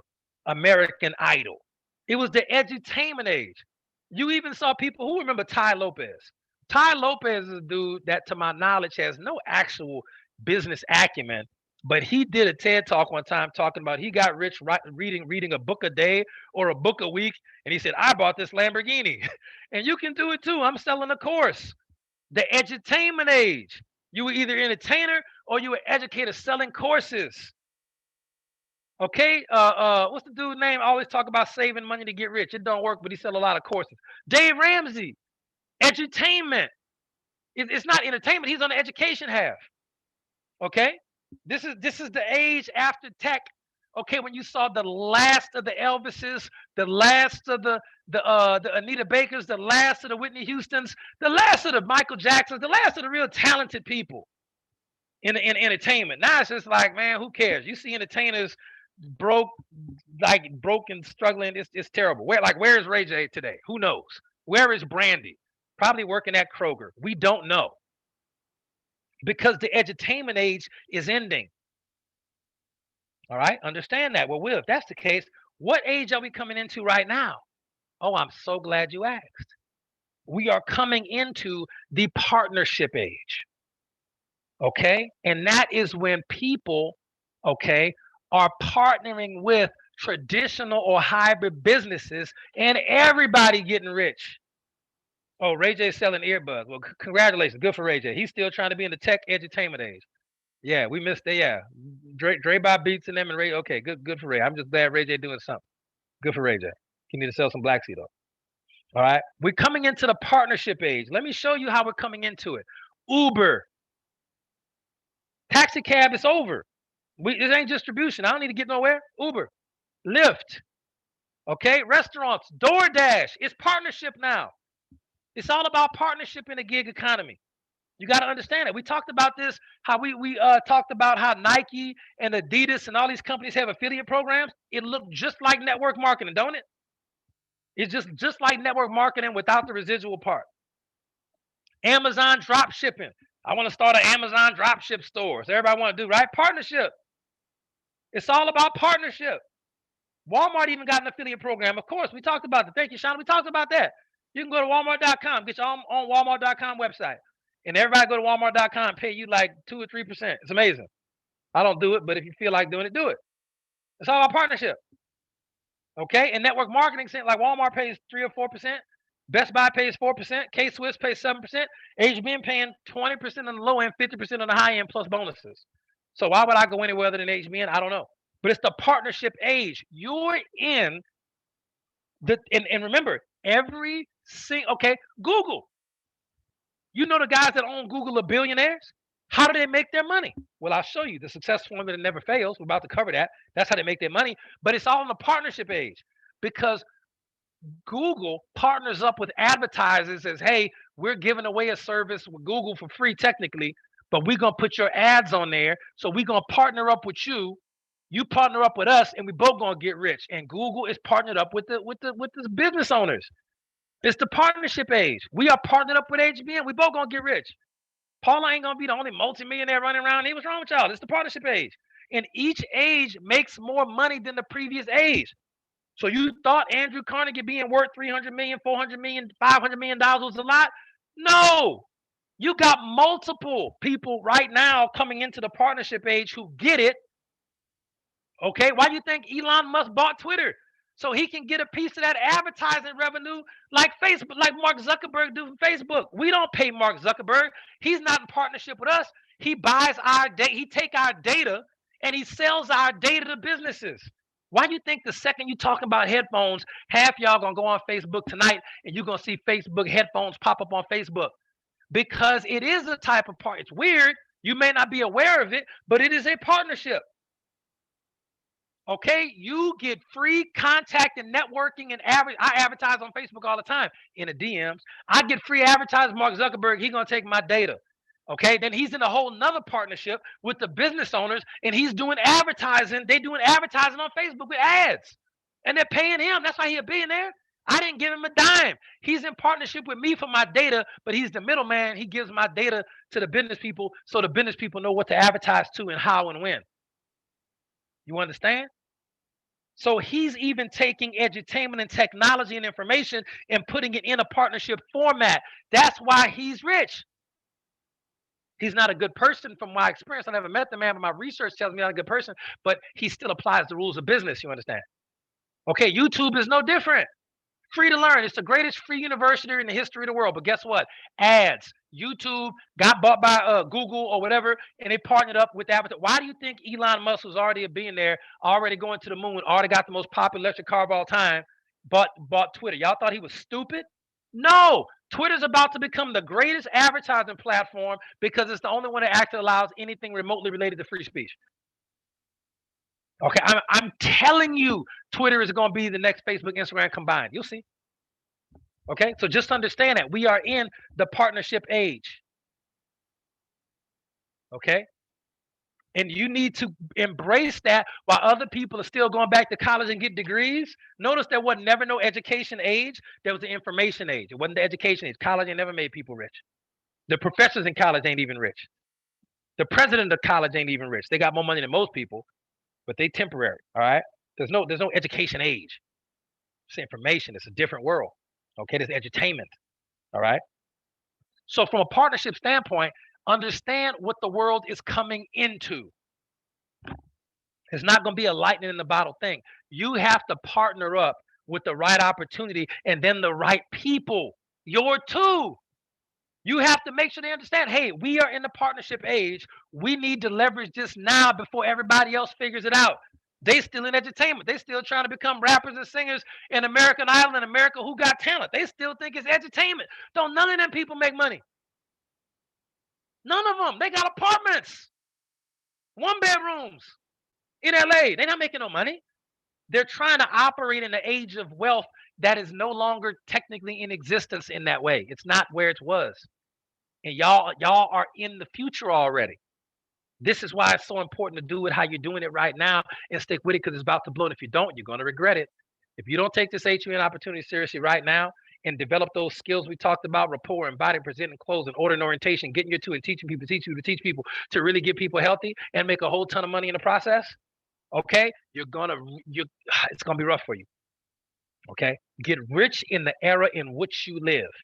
I don't know what comes after the partnership era. We could guess, but you don't get rich in the era after you. You get rich in the era in which you live, and your era is going to make more money and more opportunity than the previous era. Y'all are in the right place at the right time. You just got to take the right action consistently. Okay. Now let's finish up with the successful and never fails, because I love it. And for my new people, look, what is repeated is remembered, and what is remembered is repeated. Okay. So this is the formula, all right, that you have to use. You're going to use this to become successful no matter what. My goal with teaching you this is to, one, make you a significant amount of money, but also it's going to be the thing that explains to you why the rich get richer and why the poor get poorer. Okay, and I'm going to type this into the chat very quickly. Okay, and that way when I explain it, it'll make sense. Some of you heard this before, I'm sure, but my new team members, maybe you have not. Hopefully it'll bless your life.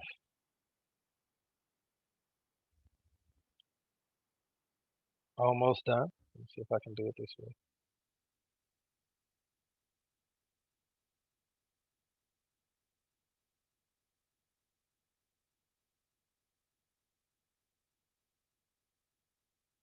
I could put some spaces in between here, but I think it's gonna be fine. Y'all are a smart group.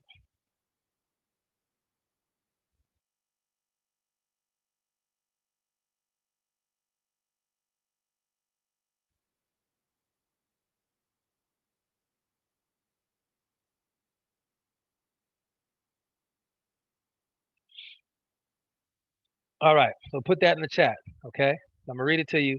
It says N plus D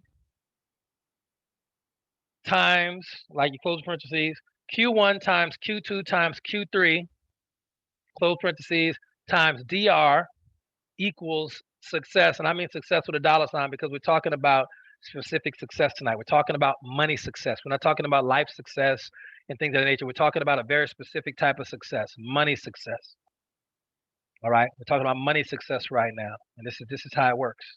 This is how it works. It's how it's always worked, and it's how it always will work. If you're not making the money you want to make, it's because you don't understand this formula or you're not applying it in your life. Now, N is going to stand for need, a genuine need.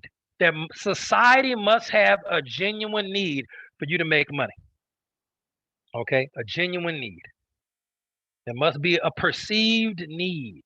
Now, I say genuine, maybe perceived is a better word. There must be a need. Like people need to eat, that's a need. People need to be entertained, that's a need. Okay, kids need toys, or kids feel like they need toys and video games. That's a perceived need. You must have a need. Okay, so you can start with the need. What needs are there in the world? And then the next thing, Okay, the next thing, all right, for this formula is going to be D. And D stands for a desire to fulfill that need. Okay, there must be a perceived societal need, and you must have a genuine, heartfelt desire to fulfill that need. Okay, so with Colonel Sanders, society has a need to eat. Sure, Colonel Sanders love frying chicken, so that's how that works. Okay, does society have a need to laugh? A need? Well, no, but they perceive they have a need to be entertained and laugh. Kevin Hart has a sincere desire to make people laugh. So guess what? Kevin Hart. So they got the N and the D down. Okay. Do people have a perceived societal need to be educated? Yes. My mother had a desire to be a teacher. She wanted to be a school teacher so bad. She went to school to become a school teacher. Okay, so yes, there was a desire she had to fulfill the need that society had to be educated. Okay, so are we clear on the N plus D? It's the first part to getting wealthy, first part to getting rich. Okay, have you identified a need, and do you have desire to fulfill that need for society? Yes or no? Y'all get it? Put yes in the chat if you get it. Okay. If you don't get it, I don't want to go forward. I don't want to leave. Look, no one left behind. All right, good. Okay, so we understand that.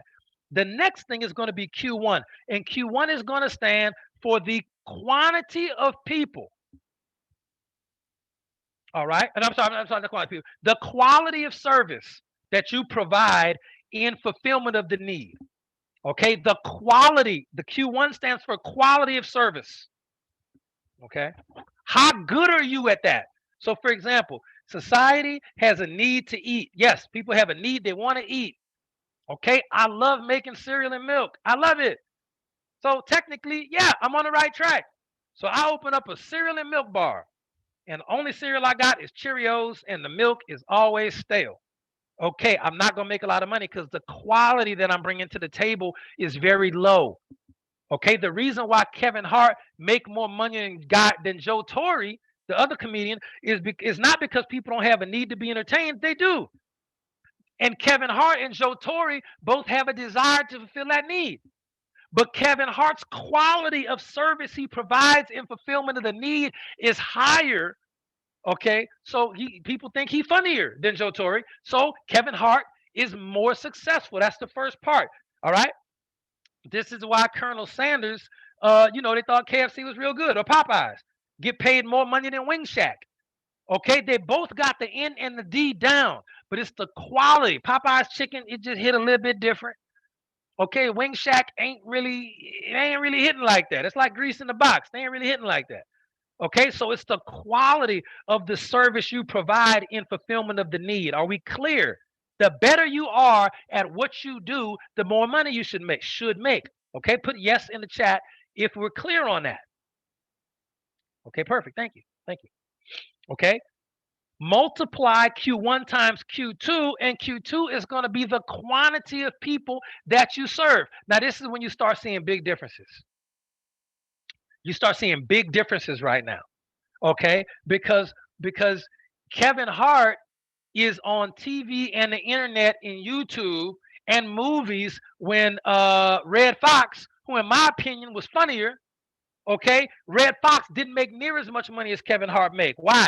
Not because they didn't both have a need. Yeah, they both have a need. They both have a desire to fulfill that need. They are both super, super funny, but Kevin Hart make a lot more money. Why? Because the era in which he lives has the opportunity for him to be in front of more people.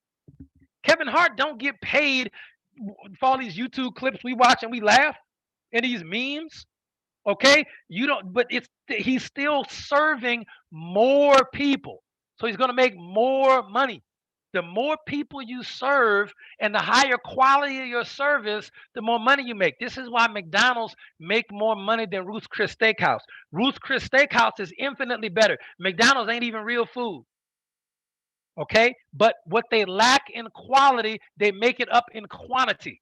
McDonald's has served over a billion people. Some countries ain't got a billion people in them. Most countries don't have a billion people in it. United States only has about 350 million people in it as a country. McDonald's done served almost the world. That's why it's a $1 billion brand. Coca-Cola no different. Coca-Cola not even good. Did y'all know the secret ingredient in Coca-Cola used to be cocaine, but I bet you didn't know that the secret ingredient in Coca-Cola right now is salt, actually. It's salt. There is salt in Coca-Cola. That is the secret ingredient. That's why Coca-Cola tastes a little bit different than Pepsi. People say Pepsi too sweet. It's because Coca-Cola got some salt in there. All right. We could do a whole training on salt. And yes, I am invested in McDonald's. Yes, ma'am. I don't eat at McDonald's, but when people eat at McDonald's, I do get paid. That is a fact. And yes, I will teach you how to invest in McDonald's as well as in an infinite number of other companies, Tesla, all this kind of stuff, Amazon, right? Anything I own, I'm invested in them. Yeah, Pepsi's sugar, but don't have no salt in it. You need a little salt. That's that Coke. That's the difference, actually. Okay. All got caramel, all got sugar, all got bubbles, all got water, right? All right. So here we go. That's the quantity of people you serve. Okay. Now, Q3 stands for the quality of people you serve. Now, I do not mean the objective, real quality of people. God made people even, and then we deviate from that. That's my personal opinion. Okay, so I don't mean the quality of people like that. I mean the societal perceived quality. How valuable are these people in society eyes? For example, my barber get paid $40 per haircut plus a tip. So I always pay her $50. Okay. Steve Harvey, back when he had hair, his barber would get paid, I think, like $5,000 per haircut. Now, why does my barber get paid $50 and Steve Harvey barber get paid $5,000? They both have a need. Society has a need for grooming and stylists and haircuts. That's a need. Okay, we can acknowledge that. Okay. Steve Harvey barber and my barber have a desire to fulfill that need, make people look good. Okay, bet.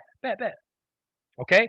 The quality of service that my barber provides is at the same. I done seen Steve Harvey haircuts. Lord, the quality is definitely the same. My barber actually is probably better than Steve Harvey barber. Steve Harvey linings used to be tubu. They just not, it's what it is. Okay. The quantity of people. My barber actually serves more people than Steve Harvey barber. So why does Steve Harvey barber make 10 times the amount of money in a year that my barber made? Because the societal perceived quality of Steve Harvey is so much higher than what society will perceive me as. I'm not slighted by that. I know we all even in God's eyes, but I'm talking about just what society think. People don't know who Will Sanders is. Who is that guy? Outside of network marketing, who's that guy? Okay, but everybody knows Steve Harvey. It's the quality. Just understand. Yeah, it's no bad. It's no slight. It's real. He's a quote unquote celebrity. This is important as far as making money, because if you provide a service to celebrities, you'll get paid more than quote unquote us regular folk. Did you know that every prison has a dentist? Did you know that every federal prison has a dentist in there and a doctor? And did you know that they get paid less money than quote unquote a regular dentist or a doctor at a hospital? Did you know that? Why? Because people put a lower perceived value on criminals. Okay, let me really drive this point home about the Q3. School teachers who teach college kids get paid more money than school teachers that teach preschoolers and kindergartens. Why? Because society puts a higher value on adults than it does children. It shouldn't, but it does. So I'm not saying it's right. I'm just telling you how this really works. Okay?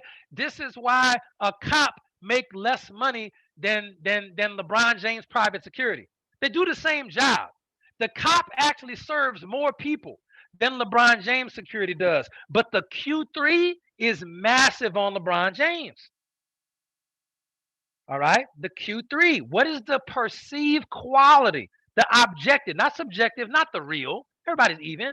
What is the objective perceived quality of the people that you serve? And this is why athletes make so much money. I'm going to tell you right now, it's the Q2.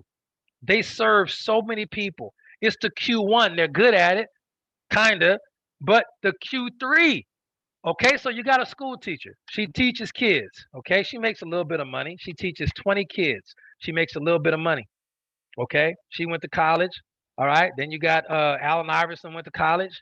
But these same children, when they take a field trip, all 20 of them and every person in that school is going to like the Saints game or the Hawks game or the Chicago Bulls game. So the athletes get a chance to entertain more people then the teacher possibly has an opportunity to teach. Does that make sense that quality makes athletes more money in the internet era because they're on YouTube and ESPN and TV and millions of people around the world are being entertained by an athlete, but only 20 people are being educated by the teacher at a time? Do you understand why finally you can stop saying athletes are overpaid because you understand the success formula now? I'm not done with it, but that part should make sense. And then look at the Q3. The teacher family, and every kid in that classroom is at the LeBron James Lakers game. So the quality is there, but also who else is at the Lakers game? Politicians, actors, people with high Q3s and low Q3s. The people with the high Q3s sit in the front. The people with the low Q3s get the $20 tickets and sit in the back. But they're entertaining more people and they're covering all the Q3s and the Q1s as a Q3 low value people and the high value people. You see, it's a rigged game when you understand this formula. All right, and last but not least, DR. Okay, what does DR stands for? DR is a multiplier. DR stands for the difficulty in replacing you. So even amongst athletes, LeBron James make more money than and Steph Curry make more money than Jonathan Kuminga. Not that Jonathan Kuminga not good, but he's replaceable. Steph Curry ain't but one of him. Michael Jordan ain't but one of him. LeBron James, Giannis Antetokounmpo ain't but one of him. This new kid from France, Victor Wembanyama, ain't but one of him. He's one of one. He gonna get a max deal because it's so difficult to replace them. They're not common. Okay? So when you take all of those factors together, you can write your own check. Now, let me give you a couple of points that you might have missed as we get ready to wrap up this particular session of Millionaire class. And this is my favorite session to teach. My second favorite one to teach out of the six. This is my second favorite one. Because of the success formula, it never fails, by the way. I love teaching this. Okay? I love teaching it. Okay? If you look at it, the janitor at my high school, let's just look at the formula. Okay? Is getting stuff clean a need? Yes. Did the janitor want to clean stuff? Sure, he did. Otherwise, I don't think he would have did it. Okay. Now, the quality, let's say he was an incredible janitor. Sure. The quantity of people he served a bunch of high school kids, maybe 100, 200, some high school kids. All right. The quality of high school children is not very high, and this is where the janitor loses at. Even though he's working hard, good quality, this is where he loses. The number of people he serves, like 200 some people, the janitor loses in the area of difficulty in replacing you. Bro, anybody can replace you. You're a janitor. This is why janitors don't make a lot of money. It's easy to replace you. You don't need a degree to be a janitor, okay? And then you got the school teachers. The school teachers make more money than the janitor. But the athletes and the top tier athletes make more money. Why? Because they're shining in the Q2, in the Q3 area. They're serving so many more people, millions of people because of YouTube and ESPN. And then the quality of people they're serving. Other millionaires and stuff like that, and politicians and celebrities, they all watch highlights too. Oh, did you see the game? Did you see that catch? They probably at the game. Okay, so that's how it works. That's how the money works. And then the NBA owners make more money than everybody because they're actually serving the athletes too. They're serving 12 multimillionaire high Q3 people by giving them an opportunity to do these. They're facilitating commerce. They paid the money to build the stadium. So they served all the people who watch the athletes. The owner already served all of those people by giving the athlete a check, drafting the athlete, building the stadium before they ever got a dime. The owner did even more than the athlete to facilitate the athlete. The athlete, if you had to leave all up to the athlete was not going to have the money to pay himself and was not going to have the money to build the stadium. He'd still be playing outside at the park. Okay, so let me ask this before we move on to the last 3 points of information about the success formula that never fails. This is more valuable than the college education. Everything you've learned tonight, I promise you, it's more value than a degree in business. Business people don't even know this. This is why most businesses close within 10 years. They don't even know the value formula. You got to work it. Okay, now here's the thing. If you look at all these formulas, here's something that I love. Number one thing that I love about it. Did you notice that the people you serve don't have to be the people paying you? Did you notice that? Mark Zuckerberg serves us with social networking opportunities and free advertising.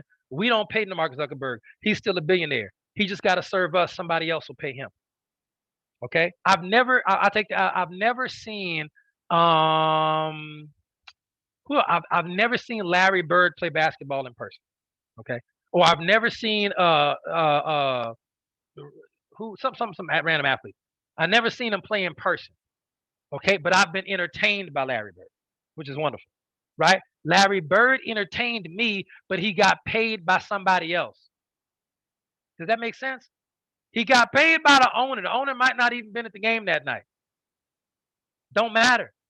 It's the principle. Okay. You will get paid no matter who you serve. That is the biblical application of sowing and reaping. Eastern religions call it karma, which simply means boomerang or comeback. Okay. Sowing and reaping. If you sow, so shall you reap. It don't say you're going to reap from the same people you sowed for. Okay, so just understand, just because you're giving service to one group, don't mean that's the group that's going to pay you, but you will be paid. So that's number one. Understand that the money don't necessarily come from the people you serve. Sometimes it do, like in McDonald's, but sometimes it don't. Just understand that. All right, you're gonna get your money. Don't worry about it. You're gonna get yours. Okay, just do right by people, serve people. Okay, that Jesus said that he who is last will be first. The person who serves will be the leader of many. It's what it is. Okay. Number two, the thing I love the most about this, do you understand that all six of these components are all 100% under your control? They have nothing to do with the recession. Okay. The need, you get to pick the need. The desire, you get to decide the desire. How good you get at the thing you want to do, you determine that. How much practice you put in, how good you want to be, how great you want to be. You determine that. How many people you serve, that's up to you. It's like with HBN. How many people you going to talk to today? That's on you. And the quality of the people you serve, you can talk to as many high quality and low quality people as you want. It may take some work to get to high quality people, but you get paid more. So it's up to you. You determine that. They don't even have to say yes. Did you notice nowhere in that does it say they have to say yes to spend money with you? And then difficulty replacing you? That's the secret sauce. Okay, let me apply it to you here at HBN, ladies and gentlemen, and just know that majority of the people that I make commissions or commissionable volume from are not people that I personally sponsor. Just understand the way network marketing works in general. Is there a need for people to get healthy? Yes. Is there a need for people to get paid? Yes. Do I have a desire to fulfill those two needs? Yes, I do. And so should you. If you don't, get out of here. Okay? Get out of here. The quality of service I provide. I work hard. I do personal development every single day. Every single day, I'm adding to my total of over 10,000 hours in personal development and network marketing skills acquisition. Okay? How to close, how to invite, how to present, how to follow up, how to build my team with events, training, and calls, all that product expertise, comp plan wizard. I work hard because I want my Q1 to be high. And I control that. Can't nobody stop me from learning. And then Q2 is when the rubber hit the road. I didn't want to just get my two. I wanted to get as many people as possible situated because I'm doing something for people, not two people. Okay, so I want to serve as many people as I can by extending them the offer, giving them the offer, the opportunity, the option. All I'm doing is giving them another option for their life. Do you want to get healthier and maybe make some money too? No? Okay, great. But I'm going to go to somebody else. So I'm giving people an opportunity. Well, hold on, Will. An opportunity is not worth money. Yes, it is. I'm giving people knowledge about health and wellness. I'm sending them the HMN video. I'm educating them. Okay, on the HMN products. I send them a video about black seed oil or fulvic minerals or something. I'm giving them information. They don't have to pay me, but I send them information. Information is valuable. How do you know? Because people pay for college. That's why. People pay for college to get what? Information. Guess what? I'm giving people information, so I'm going to get paid even if it's not from them. That's why I expose the business and product to so many people, because I know it's going to pay me even if they say no. Y'all don't understand. You're not talking to people because you're scared. Scared of what? Scared of saying no. They could say no. You'll still get paid. Be what? Patient. And you might not get paid from them. It's irrelevant. You're going to make your money. Well, Will, go back to the part about opportunity. You're giving people an opportunity to make money. What do you think the lottery is? Why you think the lottery commission got a job? Why do you think the lottery commissioner got a job? Why do you think they got their own headquarters in every state? Because the opportunity, even if it's 0.001%, is still worth money. So I give people an opportunity too, just like the lottery. You can say no, you can say yes. You could buy a lottery ticket or not. You might get rich at HBN, you probably won't. Okay, I can only speak for myself. I'm giving people an opportunity that is quantifiable from the money side. So as far as Q2, the number of people I talk to is massive. I wear a button. Coach Marcus got magnets on his car. Melissa talked to people every single day. Joe talked to people everywhere he go. Charlotte talked to people everywhere she go about the products or business. Okay, does that make sense? Okay, you got to be clear about that. If you're not talking to enough people, your Q2 is going to be too low. Get over the fact if they say yes or no, this is irrelevant. Get the skills and go talk to as many people as possible.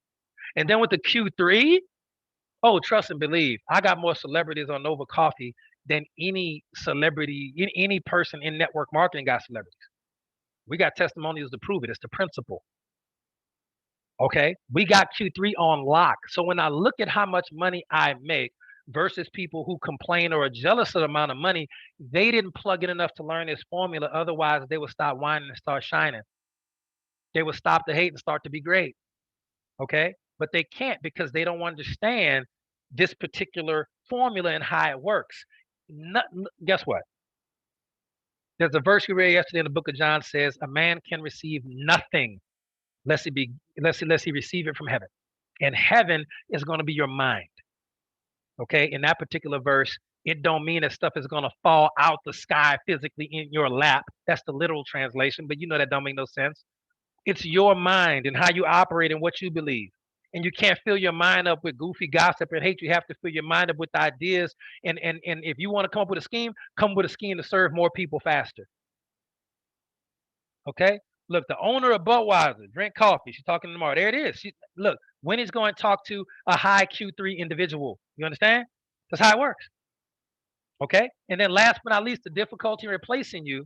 This is where a lot of people don't understand. Okay, Major Marcus Jones is a multimillionaire in network marketing. He's made over $1 million in his career at his traditional job. He's made pretty much almost $500,000 at HBN, all doing it part-time while still making six figures at his traditional job, which he's had probably forever. He understands the difficulty of replacing him. He did not get laid off.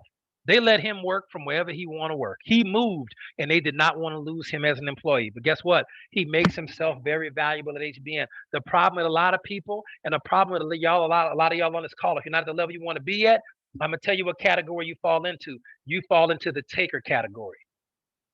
You're sharp. You got half this formula right, but y'all just takers. You just take. What can I get from them? What can I get from the plug? They putting people in my business. You're not making yourself difficult to replace. You're not giving value to the point where somebody says, man, if they leave, we're going to miss them. Let's do what we can to make sure they don't quit. A lot of people who make money at HBN and then quit and leave, they make money in business or a sports team and then quit and leave. They were too easy to replace. Don't nobody care what your rank is over here. Don't nobody care about how much about how big your team. We don't care. Everybody gonna build a big team eventually.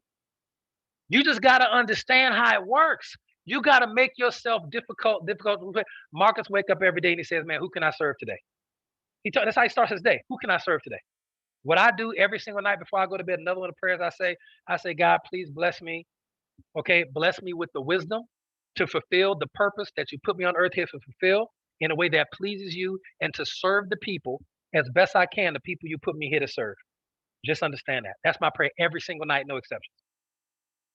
Okay, I give. I am irreplaceable. Okay, if Paula needs something, I'm on it. She don't have to pay me extra, nothing out to pay. I don't need nothing. But I know that if she's at Will, can you do this? I sure can. Well, I know it's inconvenience. I know that I'm on it. Other people, hey man, Paula need a favor. Oh, I can't do that, man. They're gonna pay me. No, it's just a favor. It's just can you look out? Like, nah, y'all gotta pay me. Okay, cool. Easy to replace you. We can just go find somebody else to pay. They got a better attitude. You understand? And for people who are takers, guess what? Keep taking. You're gonna have this conversation with people. I'm not talking to all y'all, but I guarantee, since I don't know everybody on this, got a lot of people on this call. I don't know everybody on this call, but I guarantee some of you are takers. And I'm giving you a heads up because I used to be that. Take. Okay. And I remember I was in college. I borrowed some money from my roommate, and this is after college. A year or two later, I saw him in the mall. I'm in a mall with a girl. I saw him. I'm at the mall shopping with her. We shopping. Do you know I realized I had never paid him back? He was like, "Hey man, you remember that $40 I lent you like 2 years ago?" I was like, "Damn, my bad." I get so look. I was a taker. I get caught up in my own life. Back in the '90s, I caught up in my own. I forgot to pay the dude back. I paid him back since then, 10 times over. It's the principle though. Some people borrow money just forget to pay it back. They eyeballing with your money. You see, that's takers. But here's the thing about it: you can give even if you don't get the money back from them because of the value equation. You'll get it back somehow, somewhere, and they're gonna watch and be the main ones jealous. The reason you're getting the extra blessings is because they never paid you back, so God had to deal with it. So that the verse that says, "As you sow, so shall you reap," won't be a lie. People shouldn't have to chase you to find to get what you owe. They shouldn't have to chase you down for that. They shouldn't even have to ask. It's the principle. Okay, I'm trying to help you on a personal development side because some of you have the skill to become a millionaire, but you won't be a millionaire because, from an integrity standpoint, you're just not ready to handle that. That's not an attack. That's not an indictment. I'm telling you things. Listen, when we started these calls, I told you I was going to tell you the truth about how I got to have a net worth of over $1 million. I had to change my integrity bearing.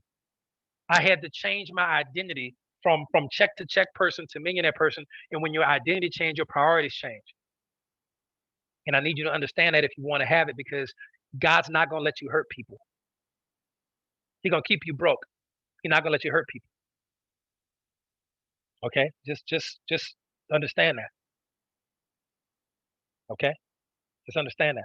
So that's the last thing about it. When you see an opportunity to make yourself irreplaceable, the second I see Charlotte Whitaker, you know what Charlotte Whitaker do? The second I see her at an event 2 days before, Charlotte always call me. Charlotte always call me. Charlotte said, "Will, what can I do? How can I help? How can I serve? How can I?" I'm like, "Man, thank you so much, Charlotte. Can you work the table at the front? Man, she's so helpful." Other people just be late, just happy to be there. Not Charlotte though. Not Charlotte though. Yeah, that's right. It's an investment. And for people who are takers, eventually the bank that you're withdrawing from ain't gonna be no more money for you to withdraw. Tapped out. You see?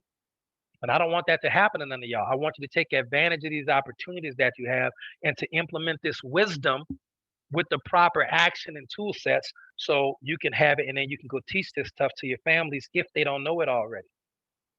Okay? That's how it works. The number one thing you can do to start a business, the number one thing you can do in business is to understand this formula and count the cost before you start the business. And network marketing, we'll close with this. There is no limit. There is no limit to the number of people. There is no limit to the number of people that you can serve. It's not a teacher in a classroom where you're limited to 20 people. You see, you can serve as many people as you want, as many people, and they don't have to buy from you. Just focus on giving them an opportunity, even if they say no. You gave them an opportunity, just like the lottery, and then focus on educating them on the products and the business model and network marketing. Educate them just like they're in college, even if you send them a video. They don't have to say yes to you. Your money's going to come from somewhere else, even if it's 100 levels deep. This is why it's so important to be a part of a binary and not a unilevel in the partnership era. You need the levels. You need the levels. Okay. So that being said, ladies and gentlemen, we wrapped up a couple minutes early. I hope that y'all got some value. Any last minute questions anybody want to ask? Let me go ahead and stop this recording. Any questions anybody want to ask? Put those